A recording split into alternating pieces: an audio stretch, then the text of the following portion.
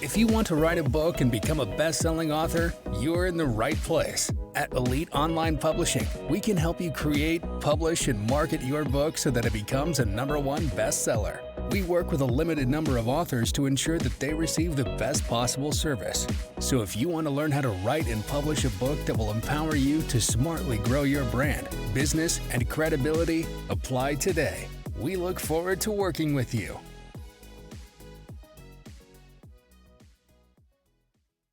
Welcome to the Elite Publishing Podcast. Everything books, everything publishing, everything writing books. You're in the right place if you want to write a book or written a book and want some marketing advice, writing advice, publishing advice. Welcome. I'm here with my co-owner of Elite Online Publishing, Jenn Foster. Hey, Jenn. Hey, everyone. How's your day going today? All right. Well, we're going to dive right in. We have a fantastic author with us today, Jones Loflin. He has written not one, not two, not three, but 4 books, combination of both self-publishing and traditional publishing. So we're really going to get kind of in-depth view of his experience on both of those things and how he's used his book for his speaking career, the last books for his speaking career of the last 29 years. So you're going to get a ton of great information today. So thanks for joining us. Thanks, Jones. Thanks for coming today. Oh, I've been so excited to be a part of this. I mean, books have certainly been a huge catalyst for success in my business. And so anytime I get to talk to 2 experts about that and share any insights I have and learn from the 2 of you, hey, I'm game for that. Awesome. Well, let's start off by you telling us, when did you first know you wanted to write a book, and how did that conversation go in your head? Sure. I love what you said, In your Jen. head. How did that conversation go in your head? Because it's a lot different when it gets on paper.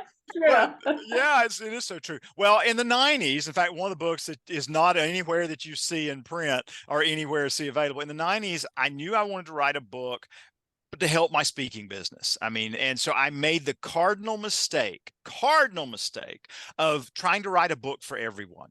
I tried to write a book that would appeal to students, to adults, to business, to education, and the book was called Prime Rib or Potted Meat. Okay. Now, the idea there is your life is either made up of the best things, prime rib, or it's made up of the leftovers, potted meat. Those of you who don't know what potted meat, look it up after this podcast is over. And so, I mean, it was fun, and then I had some success with it, but it was just such a, like I say, I want to appeal to all people. And so you ask about the conversation in my head. I was like, oh yeah, I want to write a book and it's going to fit for everybody. And of course I saw the result of that. I mean, I've still got probably, I don't know, 150 in storage somewhere and I give out one every now and then because the picture on the back has me with hair. So people think that's funny. So, but that was my first foray into books. And then there were others. So I'm going to stop there and then you can ask the targeted question that would best help your listeners. Yeah.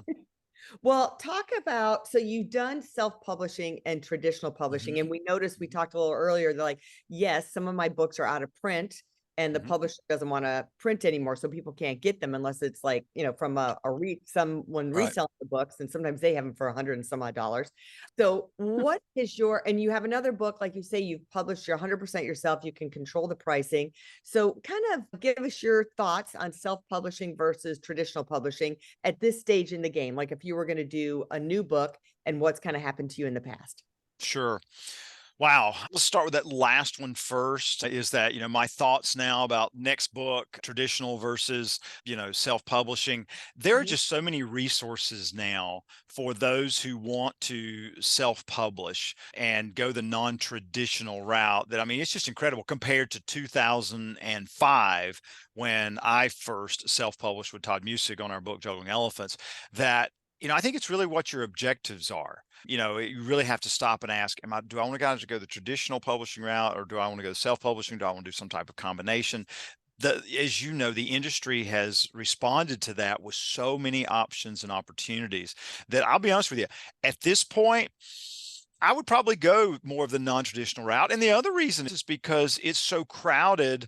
I find, now you would have to tell me, I find that unless you are a celebrity or unless you are someone who has been a CEO of an organization, those things, it's a lot harder for publishers to, want your book. And unless you've got a platform, unless you're a YouTube influencer of a bazillion people or something, it's really hard to get them to make your book a priority. And so then you're kind of in with everybody else. And I think it takes the work of people like what the two of you do to make that book a priority for the person. And depending on how hard you're willing to work, because that's the bottom line, and how hard are you willing to work to make your book successful, then input can equal output. And then you factor in the idea of control of pricing. And I think that to me leans more toward the non-traditional route. Well, and then it's just like, you can control the print of the book. It's never going to go out of print, right? You have all this extra control of content, cover, pricing, all of those things. You don't have to worry about that. Yeah, well, that's what I was going to say. Like, did you feel like, we call them the publishing handcuffs? Like when you work with a traditional publisher, sometimes do you feel like they're making all the calls and you don't really get to call any shots? Or how did you feel when you worked with your publishers? I felt, well, one of the things that for us with Juggling Elephants was that we had done such a good job. I mean, Pat Todd Music, my co-author on the back, we had done such a good job between editing. We found the best designer in the world who's very creative.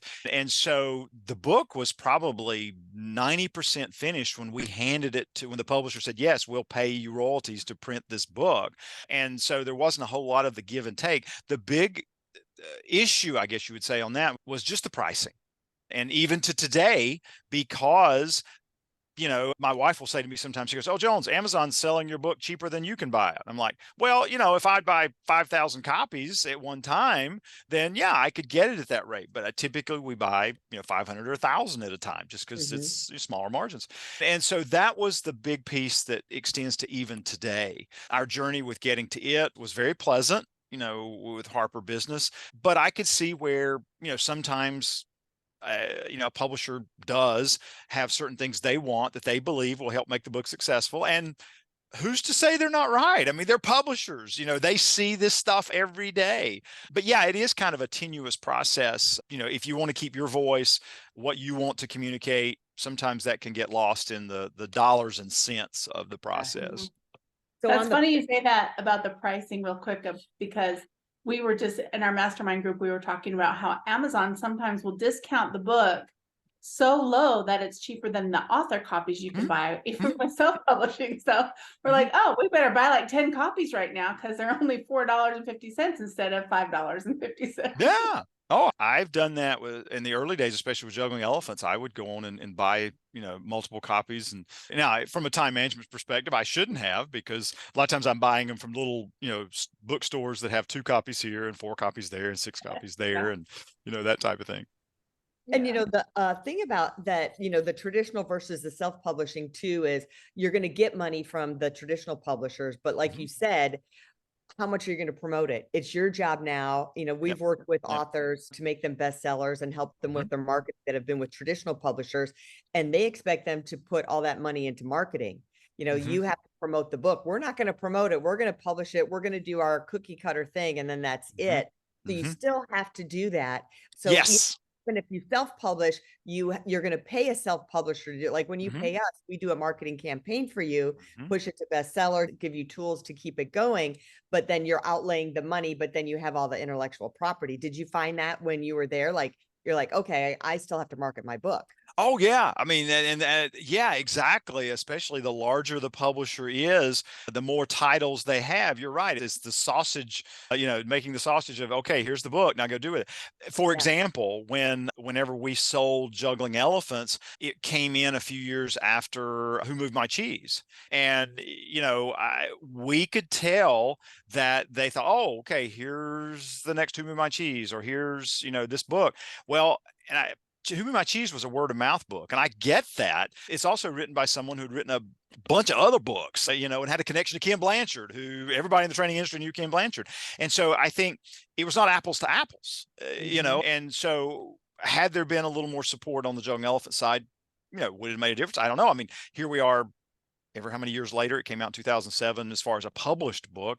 Then I don't know that it made a difference, but yeah, there is that. We published it. Now you go make it successful. And so, like you said, Melanie, I think it's a straighter line sometimes if you choose to go the self-publishing route.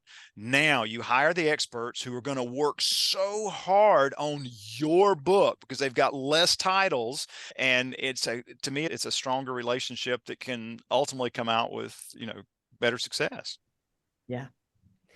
Yeah. So Okay. tell us, how did you write your books? Now we know a lot of people are just good writers and they just sit down and type or sit down in longhand, write it. And other people are using like maybe artificial intelligence or something, like Right. back in the day we used Dragon software where you talk and then it would type it out for you, right? Dictation, yeah. So how did you write your books? Yeah, I find that there is some of that stream of consciousness that's helpful, you know, but for me, I've got to have a framework. I've got to have something upon which to build it. Juggling Elephants, of course, was, just growing out of the struggle of too much to do. And it actually started when Todd Music and I were working in Sandy, Utah, in his front lawn. And he was talking about how busy he was in life. And he says, "Am I just supposed to run around like my life's some kind of circus?" I said, "Say that again." And he, repeated it. And I said, "Let's go talk about that." So we didn't use a napkin like they would, in a big idea, but we did use an 8.5 by 11 sheet of paper and start drawing it out and talking about it. And that gave a framework. And then you give me a framework, I can write to that. And especially when it's story, and those types of things. Same thing with Always Growing, which is a leadership book about leading like a gardener. Once you have the framework there, then it's easy to build that and to write to that.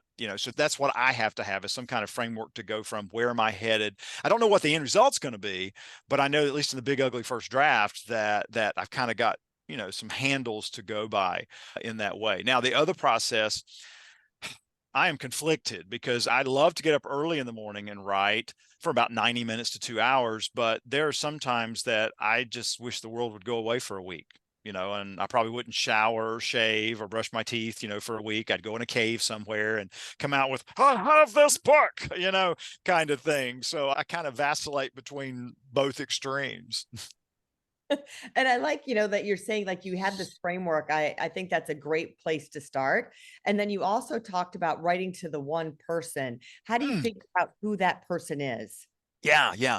For me, I give them a name typically, or it's people that I already know in life that really helps me. I think about a group of people that, yeah, I know these people are, struggling with leadership, or, this is what's a challenge to them. And then what I do, and I've always done this with all my books, is I go hand it to those kinds of people and say, "Read this, what Mhm. connected, what didn't connect in that way, what would make it stronger." I mean, we've got like 10 or 12 questions that we put with a manuscript when we send it out. But yeah, I think you really have to keep that person in mind, even describing them. At the top of my manuscript, it's usually writing, okay, who is this person? Okay, this person is someone who's doing A, B, C, D, E, and they're feeling like A, B, C, D, E. And so then you go back and look at that. Okay, would the person who's experiencing that find that helpful that you're writing about? Yeah. So I think it's incredibly important. Yeah, having that avatar and really honing in on who it is with a name Mhm. and an age. And I like how Mhm. you said what they feel. Yeah. I think that's good. And Yeah. how has your books helped you with your career? Having a book, has it propelled, like both? Did it propel your speaking career, and has your speaking career helped your book sales? Yes. Next question. Yeah, I mean, you know this, Melanie. Yeah, it's both ways. I mean, from having a book, getting more speaking opportunities, absolutely, because somebody what is that old phrase? If you write a book, you're an expert or something. But somebody reads the book and goes, "Wow, that was insightful." And especially for the kind of books I write, is that my book are stories. It's a story that people follow. It's a narrative, and so people start thinking about, okay, how do I get myself in the right ring at the right moment? How do I become the better ringmaster of my circus? Then they bring me in for a keynote or a longer session to explain a little bit more of that. Now, the reality is I go in and just kind of reframe the story again without using the characters, and then ask questions. Okay, Melanie, what would it look like for you to take more control of your day? And you already know, Melanie, you just need somebody to ask you the question.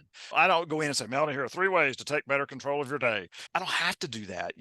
I think people already know. They just need somebody to ask them the question. So that's how books help. Speaking, helping book sales.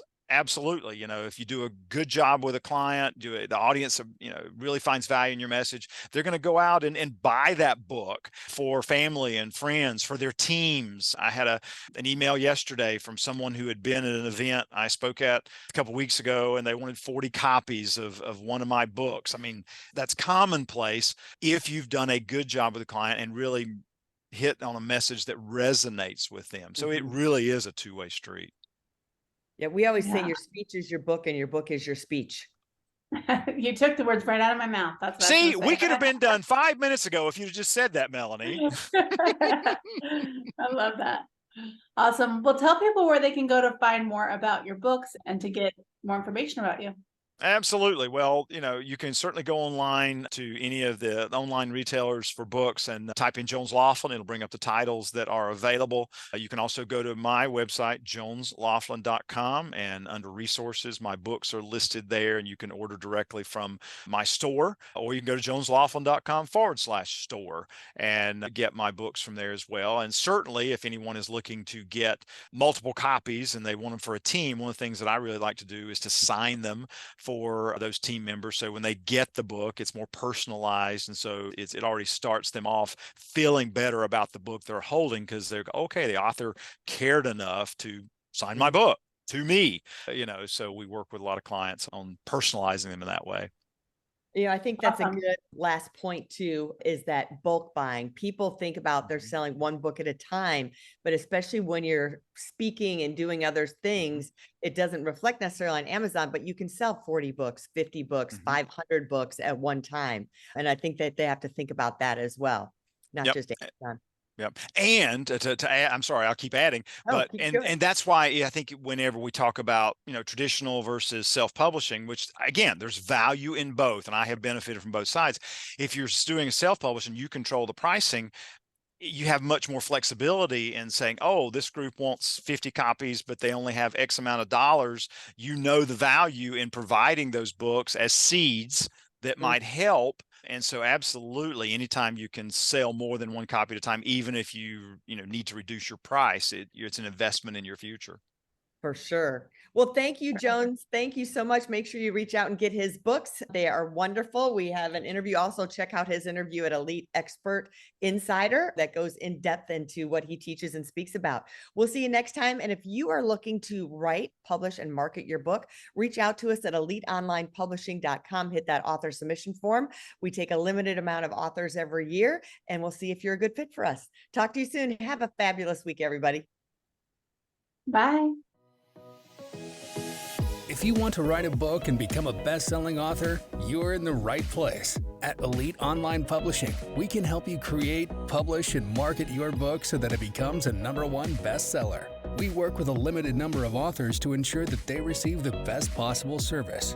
So if you want to learn how to write and publish a book that will empower you to smartly grow your brand, business, and credibility, apply today. We look forward to working with you.